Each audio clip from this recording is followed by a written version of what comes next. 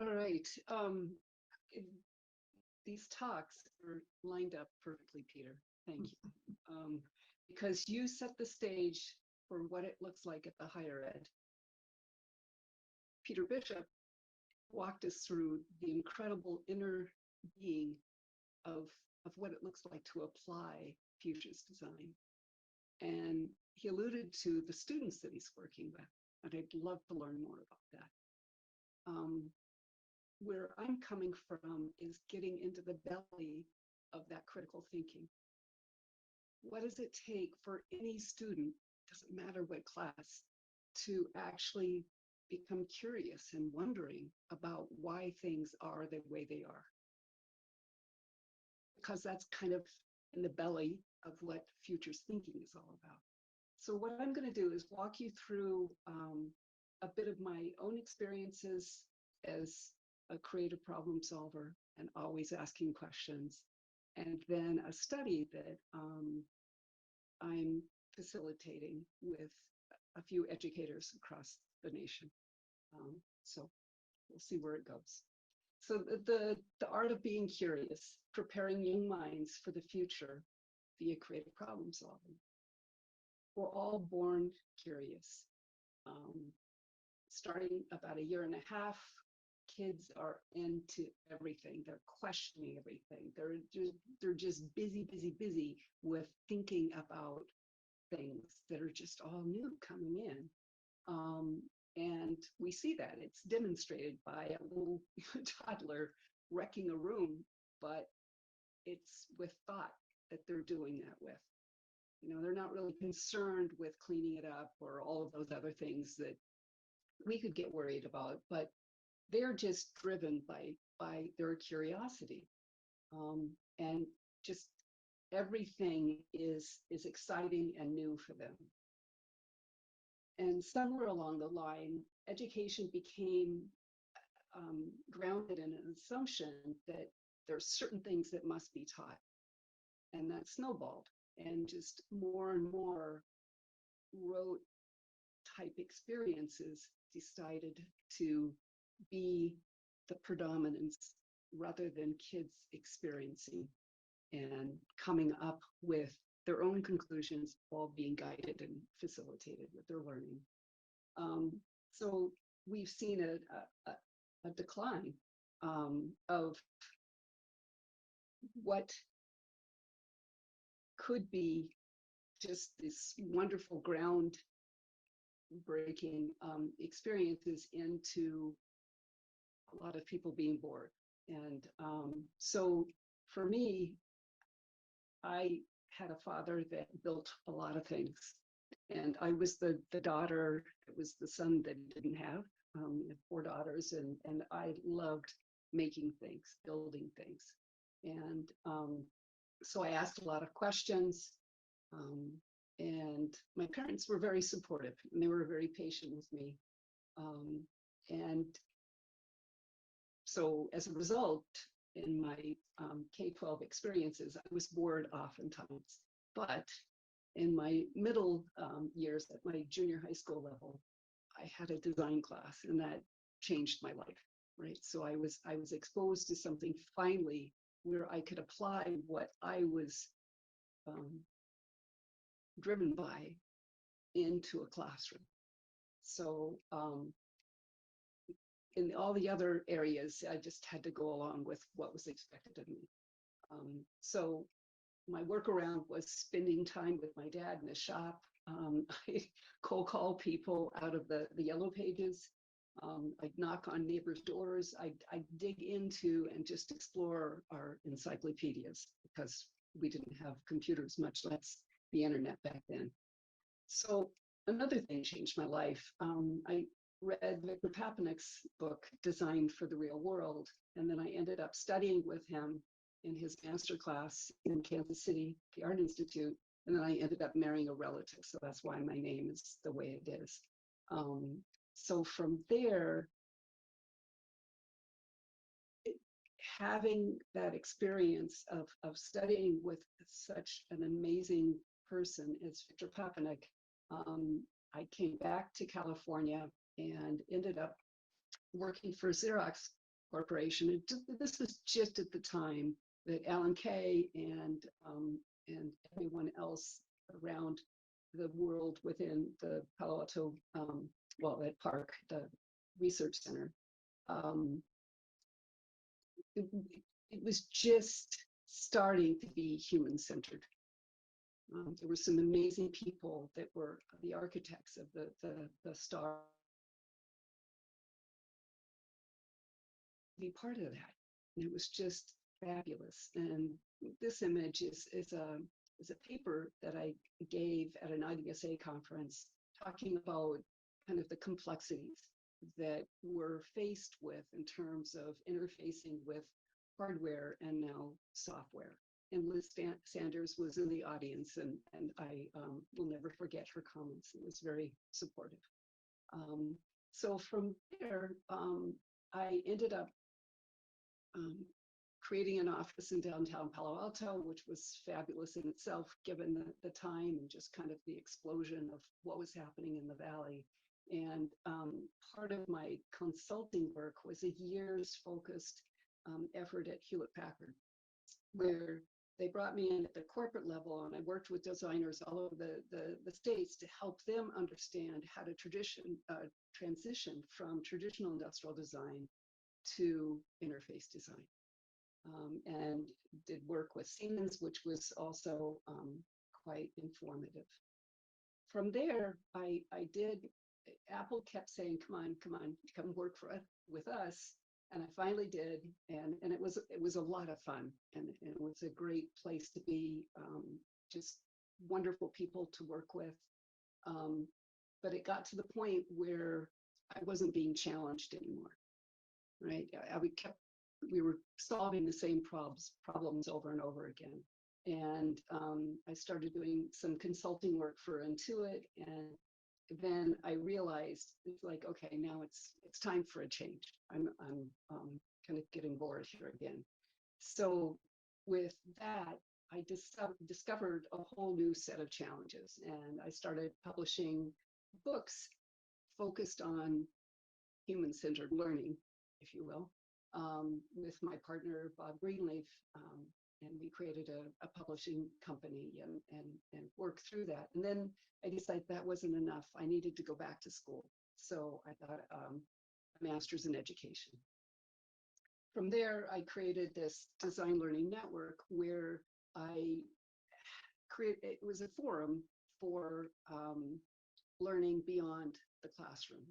So one of the projects was all about, and this was inspired greatly by Peter Scupelli, design in the year, life in the year 2050. And part of the whole experience took on an international flavor. The University of Lincoln in the UK, I partnered with them. I was there for a week to do the international portion of this challenge. And we had grade 3 students working with undergraduate students, with graduate students, faculty, and practitioners. They all came to the university, and we had 500 of these children. They'd done prep work within the classroom, and then they brainstormed and they presented, and it was all documented on video, where it was their ideas and the excitement that was coming out of these little minds, these 8-year-olds. It was just phenomenal. And then shortly after that, I ran the challenge with students at the Kansas City Art Institute. Plus, we invited students from 2 extreme school districts. One was kind of lower socioeconomic, and the other was higher. And we brought them together, which was a bit of a risk, but it worked out amazing because they were all focused on solving the same problem. And there were bonds that were made because of that never would have not been made. So they were all focused on the same problem set that these 8-year-olds were focused on. And again, great outcomes. from there, this was a very busy year in 2014. I created a symposium where I brought people together, educators and practitioners,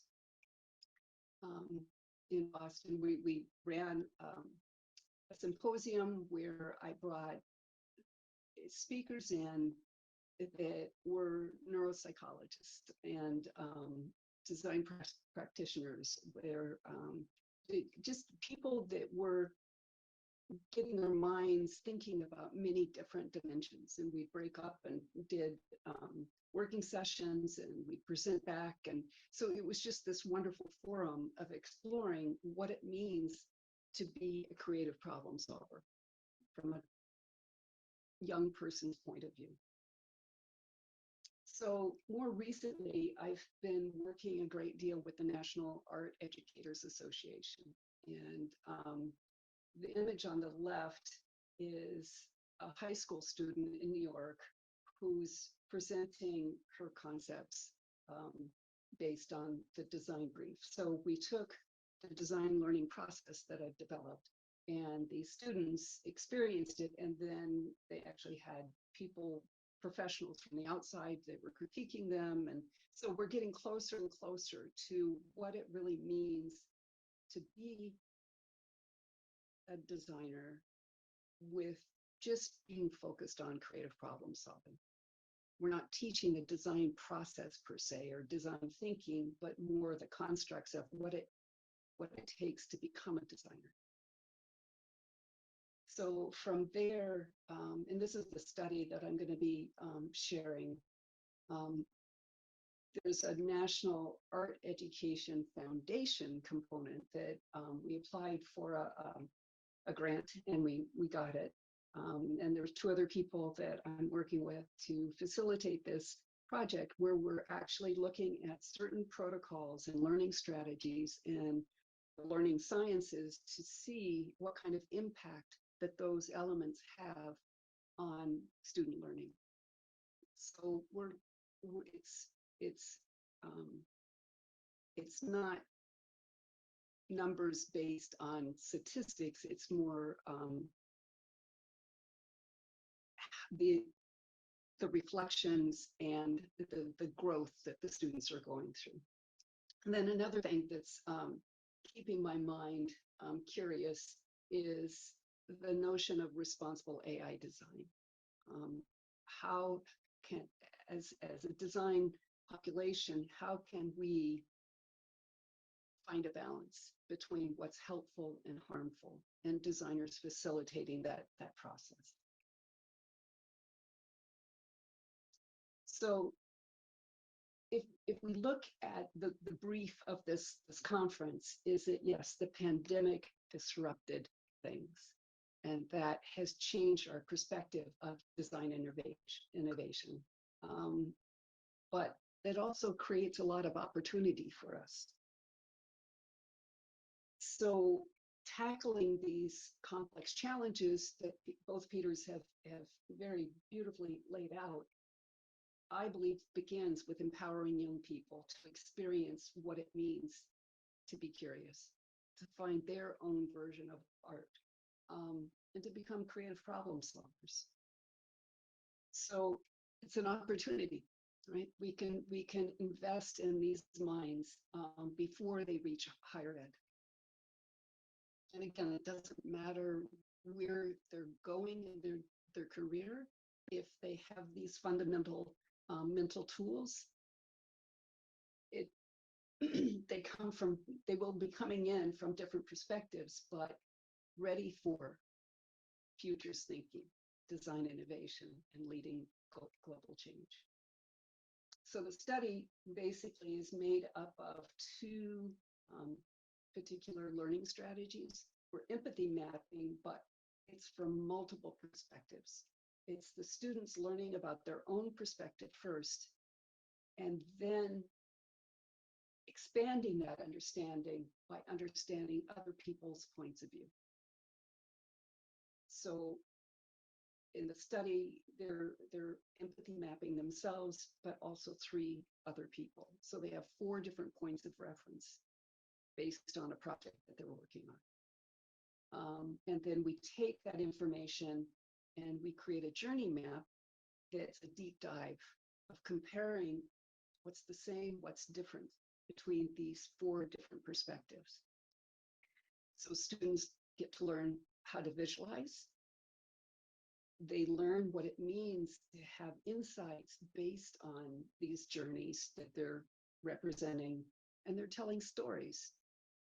And through the empathy, of course, one of the basic rules of empathy mapping is that you do not judge, right? It is what it is.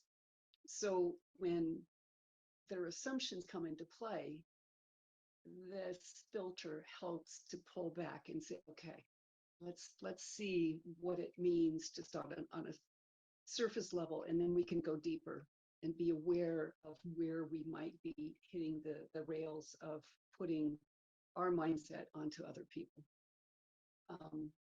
And what we're doing with the study is that we're dividing the learning process into 3 phases where the students are practicing the skills that they need to solve problems first.